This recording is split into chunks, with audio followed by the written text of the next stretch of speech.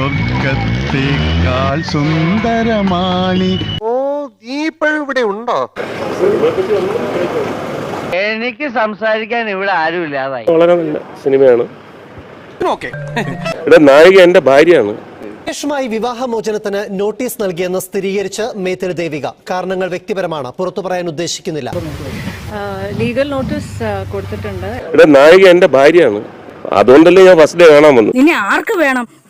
വലിഞ്ഞു കയറി വന്നേക്കുന്ന അങ്ങോട്ട് എന്റെ കൺമുമ്പിൽ എങ്ങനെ വന്ന് നീ പെട്ടുപോയാൽ നിന്നെ ഞാൻ തുപ്പും.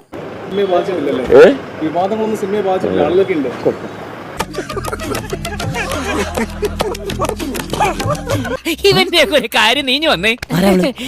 ദൈവത്തെ ഓർത്ത് ചതിക്കരുത്.